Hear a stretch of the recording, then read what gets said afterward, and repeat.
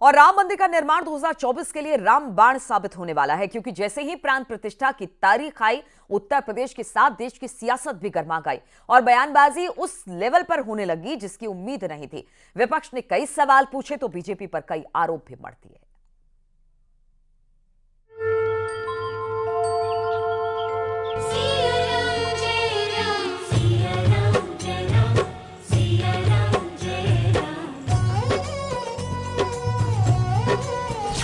रामपथ से विजय पथ की ओर अग्रसर बीजेपी ने अयोध्या में सियासत की वो लकीर खींच दी जिसकी दूसरी तरफ जीत का रामबाण है, जहां से हिंदुत्व का गुणगान है, जहां से विपक्ष के लिए इस बार सत्ता बिल्कुल आसान नहीं है, क्योंकि रामलला के प्राण प्रतिष्ठा की फाइनल तारीख जैसे ही आई, सियासत हाई हो गई।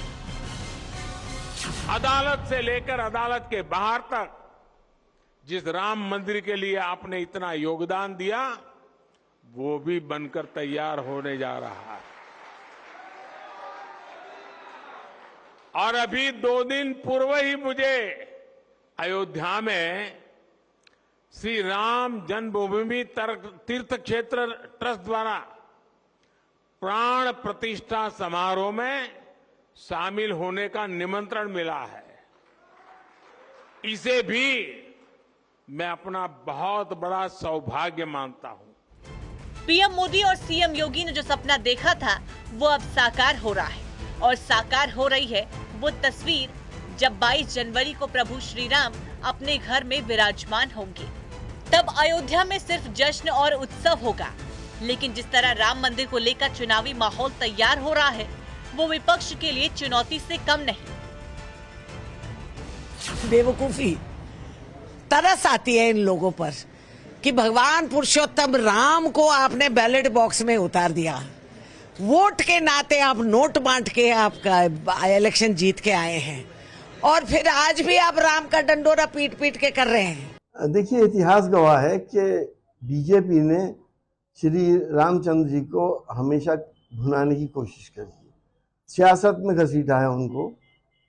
वो मर्यादा पुरुषोत्तम जिन्होंने इंसानियत को बहुत बड़े बड़े सबक दिए हैं, उनको ऐसी राजनीति में लाना क्या मुनासिब है, ये मेरे हिंदू भाइयों को सोचना चाहिए। बीजेपी ने वो मुद्दा छेड़ दिया है जो सत्ता के केंद्र बिंदु में रहा है, जहां से हिंदुत्व की दशा और दिशा तय हुई, जहां से कई दलों के किले हिल गए।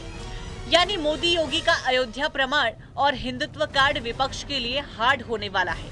इस पर सियासी बयानबाजी हो रही है। ये तो ऐसी राम मंदिर की बात कर रहे हैं जैसे ये भारतीय जनता पार्टी का मंदिर हुए। राम मंदिर हमारे देश का मंदिर है, हमारे सनातन धर्म का एक बहुत बड़ा चिन्ह है। तो ये किसी पार्टी का क्या है राम मंदिर? भगवान सिर्फ एक पार्टी तक सीमित रह गए हैं क्या? आप इसको एक पार्टी का प्रोग्राम बना रहे हैं क्या? ये पार्टी का प्रोग्राम है और एक ही व्यक्ति विशेष का ही प्रोग्राम है, तो सभी को होना चाहिए, सभी को निमंत्रित करना चाहिए। विपक्ष की बेचैनी इस बात से भी है कि कहीं राम मंदिर का पूरा श्रेय बीजेपी के हाथों में न चला जाए, इसलिए टाइमिंग से लेकर पीएम मोदी को भेजे गए न्योते तक पर सवाल उठाया जा रहा है। मोदी जी को आमंत्रित देने की जरूरत ही नहीं है ना, मोदी जी खुद ही जाएंगे। मोदी प्रधानमंत्री है, वो जाएंगे ही। इतना बड़ा इवेंट कौन छोड़ेगा भाई? राम मंदिर तो होना ही था, हो रहा है। मुझे लगता है कि चुनाव आ रहे हैं। यानी जिस राम मंदिर के मुद्दे पर बीजेपी ने 2014 और 2019 में प्रचंड जीत के साथ सत्ता हासिल की, एक बार फिर वो मुद्दा 24 के चुनावी रण में शोर मचा रहा है, क्योंकि एक बार फिर विजय रथ को आगे बढ़ाने के लिए पीएम मोदी और सीएम योगी 22 जनवरी को प्रभु श्री राम की प्राण प्रतिष्ठा के बाद राम की धरती से चुनाव का विजयी उद्घोष करने वाले हैं। Bureau report, news 18। Siyavar Ramchandra की, सियावर रामचंद्र की।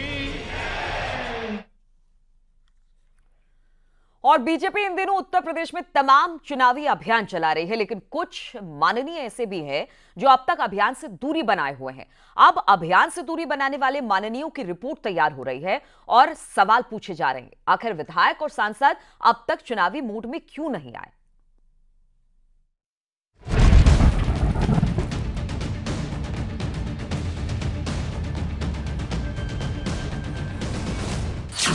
24 के चुनावी चक्कर में अब टिकट पर टक्कर है। कुछ नए चेहरों को मौका मिलेगा, कुछ का टिकट कटेगा, क्योंकि अब उन सांसदों की एक बार फिर रिपोर्ट तैयार हो रही है जो बीजेपी के तमाम चुनावी अभियान से दूरी बना रहे हैं। साथ ही उन विधायकों की भी रिपोर्ट तैयार हो रही है जो अब तक ग्राउंड पर नहीं उतरे। यानी कि अब बीजेपी इन नेताओं पर एक्शन की तैयारी कर रही है। पार्टी ने सांसद विधायक की रिपोर्ट मांगी है। इंटरनल फीडबैक लिया जा रहा है। चुनावी अभियान में कौन कौन एक्टिव है, अभियान से दूरी बनाने की वजह क्या है, अपने संसदीय क्षेत्र में कब कब गए, ये वो तमाम सवाल हैं जिस पर प्रदेश नेतृत्व की नजर है और इसी आधार पर आगे की रणनीति भी तैयार होगी। लोकसभा चुनाव की तैयारी में जुटी भारतीय जनता पार्टी उत्तर प्रदेश में तमाम जो चुनावी अभियान हैं उनको संचालित कर रही है। बीजेपी नेतृत्व को इस बात की जानकारी हुई कि इन तमाम चुनावी अभियानों में पार्टी के कई सांसद, विधायक और मंत्री नहीं पहुंच रहे हैं। पार्टी ने ऐसे माननीयों की सूची क्षेत्रीय अध्यक्षों से मांगी है। जल्द ही ये सूची पार्टी नेतृत्व को दी जाएगी। ऐसे में एक बात साफ है कि जो माननीय इन चुनावी अभियानों की बैठकों में या कार्यक्रमों में नहीं पहुंच रहे हैं उनको पार्टी नोटिस देकर स्पष्टीकरण भी मांगेगी। दरअसल बीजेपी उत्तर प्रदेश में एक साथ कई अभियान चला रही है। क्षेत्रवार भी चुनावी अभियान के जरिए आम जनता से संवाद किया जा रहा है, लेकिन कुछ ऐसे माननीय हैं जिन्होंने अब तक इन अभियानों में योगदान नहीं दिया है। अवध क्षेत्र में अभियान से दूरी रही, मजबूती से अभियान में नहीं जुटे, पश्चिम और बुंदेलखंड में भी एक्टिव नहीं। सांसदों और कई विधायकों पर नजर। दरअसल इन क्षेत्रों के कुछ माननीय पार्टी अभियानों में यदाकदा मौजूद तो रहे, लेकिन कुछ पूरी तरह से नदारद रहे। अब उन्हीं सांसदों और विधायकों की लिस्ट तैयार हो रही है। भारतीय जनता पार्टी का सशक्त मंडल, सशक्त बूथ का अभियान है। हम वोट बढ़ाने का काम कर रहे हैं, हम बूथों को मजबूत करने का काम कर रहे हैं, जिसमें पार्टी के लोग लगे ही हैं। अभी पार्टी के प्रदेश अध्यक्ष और माननीय संगठन मंत्री ने दोनों लोगों ने क्षेत्रों में बैठकें की है और जनप्रतिनिधियों को भी, हमारे सभी सांसद विधायकों को जिम्मेदारी दी है कि वो अपने अपने क्षेत्रों में इस काम को आगे बढ़ाने के लिए पूरा सहयोग करेंगे और सबकी उपस्थिति और सबके सहयोग से ये काम हम मजबूती से सफल करें। ये सियासी एक्सरसाइज उस दिशा में भी है ताकि क्षेत्रवार पार्टी की रणनीति को मजबूत किया जा सके और उन सीटों पर भी पकड़ बनाई जा सके जहां 2019 के चुनाव में बीजेपी को हार का सामना करना पड़ा था। और इसी को ध्यान में रखते हुए टीम बीजेपी अब माननीयों से स्पष्टीकरण मांगने की तैयारी में है। Bureau report, news 18। कांग्रेस और समाजवादी पार्टी के बीच की लड़ाई अब जोड़ तोड़ पर आ गई और कोशिश उन नेताओं को साथ लेने की है जिनका अपने क्षेत्र में खास वोट बैंक पर अच्छी खासी पकड़ है।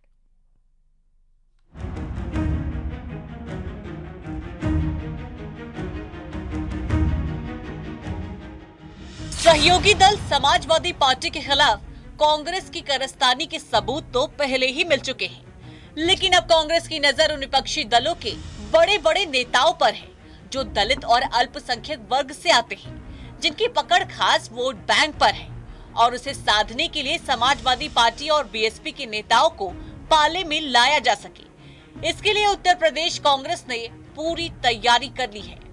यूपी कांग्रेस का दावा है कि उनके संपर्क में दलित वर्ग के कई नेता हैं, अल्पसंख्यक वर्ग के नेता भी प्रभावित हैं। जल्द ही कांग्रेस में नेताओं की ज्वाइनिंग होगी, यानी कांग्रेस पार्टी अब अपने ही सहयोगी दल के साथ बीएसपी के नेताओं पर भी नजर बनाए हुए है, जिसे जल्द ही कांग्रेस की सदस्यता दिलाने की तैयारी है। कांग्रेस पहले ही अपने पुराने नेता इमरान मसूद की घर वापसी कराने के साथ ही पश्चिमी यूपी के कई दिग्गज नेताओं को कांग्रेस में शामिल कर चुकी है और अब उम्मीद जताई जा रही है कि लोकसभा चुनाव से पहले सपा और बसपा के कई दिग्गज नेता कांग्रेस का दामन थाम सकते हैं।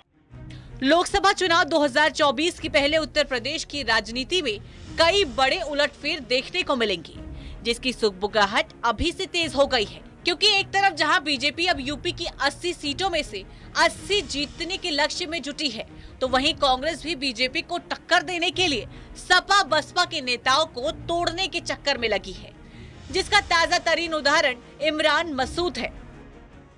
दलित समाज को जोड़ने के लिए एक हम अभियान चला रहे हैं, दलित गौरव संवाद। साथ ही साथ जातिगत जनगणना के सवालों पर मंडलवार के बाद जिलावार सम्मेलन हो रहे हैं। माइनॉरिटी का एक आउटरीच कार्यक्रम चल रहा है और इन तमाम अभियानों से प्रभावित होकर उत्तर प्रदेश के तमाम बड़े नेता, खास करके दलित, बैकवर्ड और माइनॉरिटी के बड़े नेता हमारे संपर्क में हैं और जल्द ही वो उत्तर प्रदेश कांग्रेस कमेटी का दामन थामेंगे, कांग्रेस के हाथों को मजबूत करेंगे।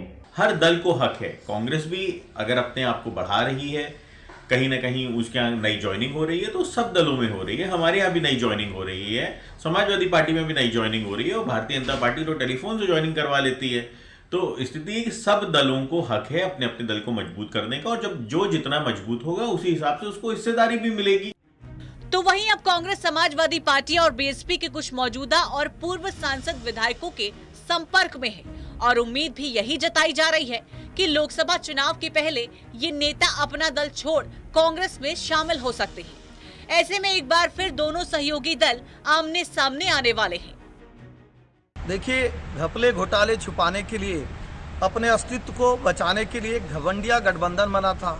आप देखे होंगे वो पूरी तरह से आपस में लड़ झगड़ कर समाप्त होने के कगार पे है।